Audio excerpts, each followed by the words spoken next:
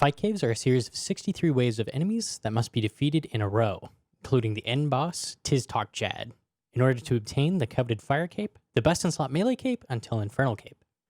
For players with decent stats and a blowpipe, this is a lot less complicated than people make it out to be. The fight caves have no requirements to partake in, but I would recommend at least completing Animal Magnetism for the accumulator and the Rum Deal quest for access to the Holy Wrench. This wrench provides 1 to 2 extra prayer points per prayer dose you drink as long as it is in your inventory. And in the fight caves, we bring quite a few prayer potions, to the point where this wrench will typically provide more than a full prayer potion in saved prayer. The higher your prayer level, the easier the caves will be supply-wise. But it's more than doable with only 43 prayer. A decent defense level is also tremendously helpful. I'd recommend having 60 plus to avoid getting hurt by the lower leveled enemies, although it is definitely still possible with lower defense. Having Rigor unlocked also tremendously speeds up the caves if you have the cash for it. If you've done some Slayer on your account already, unlocking and getting a Fight Caves task can make it much easier to complete. An imbued Black Mask or Slayer helmet will absolutely tear through the caves DPS-wise. The only downside is if you fail the caves or leave early, the task is instantly cancelled. Personally, if I started a new account, I would prefer to do Slayer after getting my Fire Cape. If you already have the Fire Cape, the Fight Caves task is really quite good to repeat. It provides 50k Slayer XP an hour, and the Jad pet is 1 out of 100 on task versus 1 out of 200 on task. The pet looks incredible and is decently rare, so I went for it hard. I already have the Jad pet, and so have disabled my ability to get Fight Caves tasks, so I didn't have one for this video. The best main weapon option for the Fight Caves is a Blowpipe, requiring 75 range to equip. All of the enemies in the Fight Caves can be inflicted with Venom, except Jad, who can only be poisoned by the pipe. The incredible DPS of the pipe, combined with its ability to inflict Venom, makes it a clear choice. Should you have a ton of money and can afford a Twisted Bow, it's the best option for Jad and the 360s in the caves. But if you have access to a T-Bow, you probably wouldn't be looking for a video like this in the first place. There's a few sets of gear I would use if running through the fight caves, depending on the amount of GP I have and whether I'm on task or not. The gear I used in the footage was Max Gear and Void. If you happen to be going for a Fire Cape and already have Void, it is a solid option. Feel free to downgrade the boots to Blessed D'hide or Snakeskin, Necklace of Anguish for Fury or Glory, and or Assembler for Accumulator. The Archer's Ring is really the only ring option with ranged gear, but it is by no means necessary either if going for your Fire Cape. The Blowpipe on its own annihilates all of the enemies in the cave. Should you have a task, this is the best in slot gear for that. The Armadillo is incredibly expensive and provides a very small DPS boost, but the defensive bonuses do come in handy in the caves. Blessed D'hide comes very close in performance. If you don't have Barrel's Gloves, those can be swapped for Black D'hide Van Braces or a Regen Bracelet. If I were going in on a new account, no Void, no task, this is the gear I would most likely bring. I would not want to bother doing NMZ without the Fire Cape, so I wouldn't have the imbued Archer's Ring, and I wouldn't have much cash to throw around. I hopefully would be able to afford a Fury and Blessed D'hide boots, but Glory and Snakeskin would be more than doable. I definitely wouldn't have Barrel's Gloves by this point, so I would simply bring Black D'hide Van Braces. For inventory, this is what I go with. Yes, that's right, no Ceridome and Bruise. If you have a Blowpipe, these are completely unnecessary, and prevent you from using the 3 Divine Ranged Potions I bring. You can see I have the Wrench there, 15 Prayer Potions, and 8 Sharks. If you're using budget gear, I would recommend Manta Rays or Dark Crabs instead of Sharks for the added health. I happen to have a Sarah Godsword, which is a slightly better spec weapon than the Blowpipe because it restores prayer as well as health. Obviously not necessary, and on a new account, I would replace that with another Prayer Potion. If you have a decent prayer level, but a defense level below 60, you may want maybe 10 Manta Rays and 2 less Prayer Potions. You don't need that much food, as the Blowpipe specs will be restoring your health. The Divine Ranging Potions damage you by 10 each dose you drink, but keep your level boosted to its maximum for a full 5 minutes. These will keep your DPS high throughout the entire duration of the caves, and the lost health can be restored by the Pipe spec. Should Divine Bastion Potions come out after this video is released, these will be a superior choice, as they also will boost defense. Flicking Eagle Eye or Rigor will increase DPS and help to conserve prayer throughout the caves. The fastest way to the caves is from Fairy Ring code BLP and running north. If you don't have access to these, you can use the Karamja teleport on an Amulet of Glory, run west to the volcano and climb down the rock, then go into the cave on the right, running west once inside. There is a bank conveniently right next to the cave. The way the caves work is enemies will spawn each wave, with each additional wave adding another of the weakest enemy. After defeating a wave with 2 of the same enemy, the next wave will replace them with 1 of the harder variety. 2 of the bats combine into a 45, 2 of the 45s combine into a 90, etc. There are 22s, 45s, 90s, 180s, 360s, and finally Jad. This way you can always know what is coming up next. Let's briefly talk about the enemies you will encounter.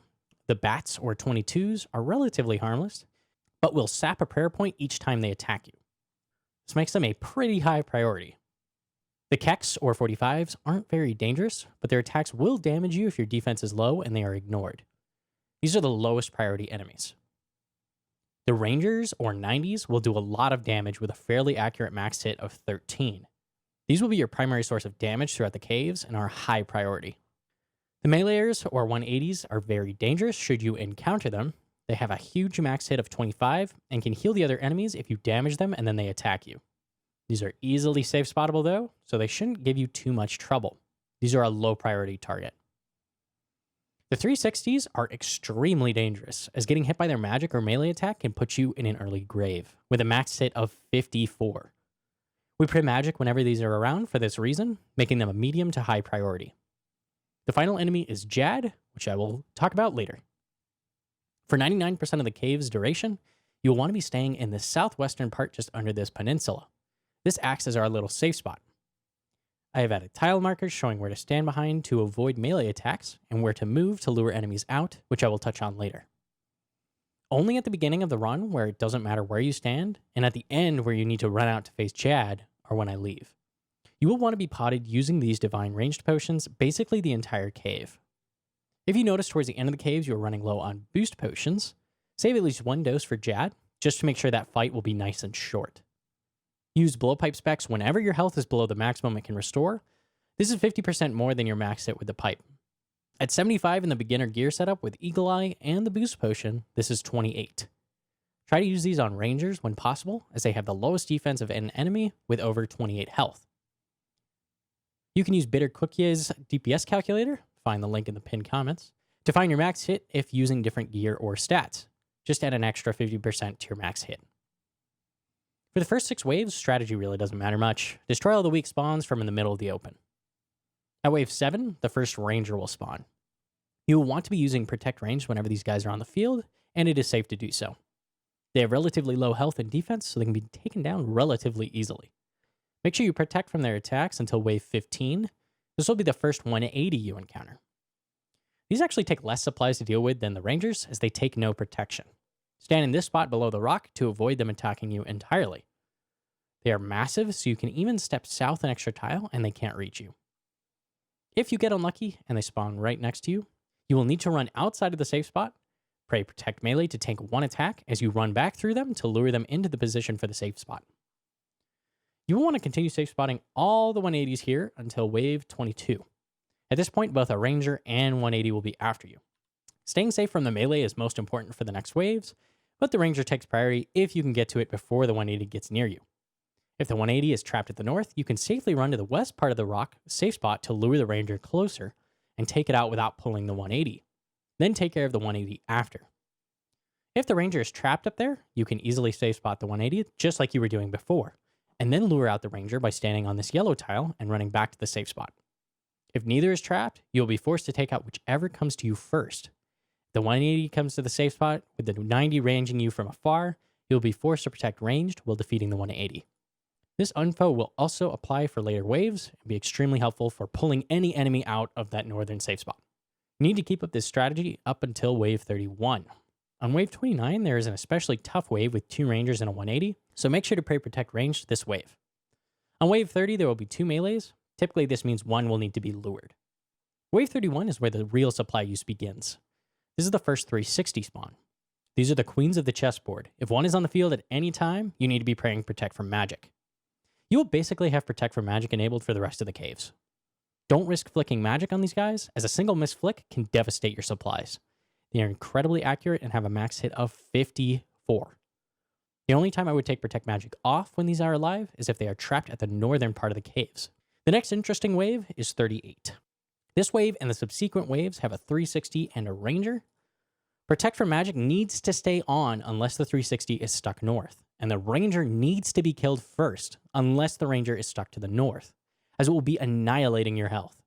If you need to run out to get the ranger, make sure you stay out of the 360's melee range, as this is equally devastating. Make sure to keep an eye on your health, especially if your defense is lower, as the 90s do a lot of damage over time. On wave 45, there will be 2 90s and a 360. You need to deal with this in the exact same way as before, but it is just that much more dangerous. Wave 46 will start throwing 180s into the mix. These next waves are actually a lot easier to deal with than the previous ones. Make sure you safe spot the 180s like you would earlier. If they spawn next to you, you'll be forced to take at least one melee hit as you lure them as you would have before. Make sure you keep your health fairly high just in case this becomes necessary.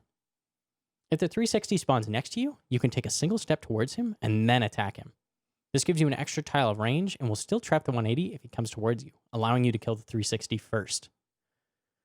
Wave 53 and on are by far the most dangerous regular waves of the cave. At this point, Rangers, 180s, and 360s will all be on the board. Rangers take priority if you can get to them, but if you can't safely do that, you may be forced to tank them as you take out the 180. This onslaught continues until wave 61. Wave 60 is actually the most dangerous wave in the entire caves beside Jad, as 2 Rangers, a 180, and 360 will all be on the board. Make sure your health is high before this wave and deal with it the exact same way as before. Wave 61 will have 2 180s and a 360. Prepare to run out to check the spawns on the next wave when you defeat everything on wave 61. Wave 62 has 2 360s. The giant bright orange 360 is where Jad will spawn next wave, so make sure you get a good idea of where he spawned. Before you finish this run, make sure to reapply your boosts and get your health and prayer to full. Jad is only considered a tough boss because of how long it takes to get to him and his potential to one-shot you. He's actually considerably easier than most bosses in the game. Jad has 250 health and 2 attack styles, ranged in magic, which he will randomly switch between with a nasty max hit of 97. He can melee you if you walk in a melee distance. My first Jad attempt actually ended pretty anticlimactically when he spawned on top of me and instantly meleeed me, KOing me. Both of his attacks have a huge windup and are blatantly telegraphed, both with a unique animation and sound cue. I really don't like relying on sound cues in RuneScape as I typically don't play with sound on anyway, so I simply look at his animations. If he rears up, lifting a leg up, he will fire a magic attack. If he slams both feet down, a rock will fall, dealing range damage. Make sure you study these so you can understand which attack is going to be coming next. These attacks have tremendous delay in between of 4.8 seconds per attack. Try to keep it to 1 action per attack. If you need to restore prayer, flick his next attack, then drink a dose of potion, and go back to protecting. The only tough thing about this fight is your nerves. At below half health, or 125 HP, he will spawn 4 healers. These guys run straight over to Jad and begin healing him, requiring you to tag them and lure them more than 4 tiles away in order to get them to stop. If they don't heal Jad to full, and you get them away in time, you can actually just kill them and they won't respawn. If his health was restored to full, they will respawn at half health once again. Many people bring a crossbow switch in order to get them far enough away that they can long-range Jad. But honestly, I don't bother with this. The Blowpipe has a range of 5, so if you can get them to stack up behind or next to you, they will not be able to heal Jad. In the footage, they were being ornery, and one was in front of my character healing Jad. Probably should have just killed them all at this point, but because my range level is high and I have rigor, I simply DPS through the one healer. If you have lower defense, these things semi-inaccurate melee attacks with a max hit of 14 can be pretty dangerous. If you do have sub 60 defense, I would recommend luring them and killing them immediately to avoid taking too much damage. Otherwise, try to lure them behind you, and if they give you trouble, kill them then. Now, that's about it. Should you successfully defeat Jad, you will be rewarded with a fire cape, of course, and 8,032 Tokkul. If saved for purchasing onyxes, this equates to about 85k GP. If you're doing tasks for duplicate capes, I recommend destroying your first duplicate at More Ol Rec to access the Inferno. Even if you don't plan on doing it for a long time, it is required to enter the Inferno for the music cape at least. From then on, I'd recommend trading additional capes in for pet rolls. Each task you complete has a 1 out of 100 base chance just for completing the caves, and then an additional 1 out of 200 chance from sacrificing the cape, equating to a roughly 1 out of 67 chance of receiving the pet each task. And that's it for this video. Leave a like if you liked it, or subscribe. Thanks, guys.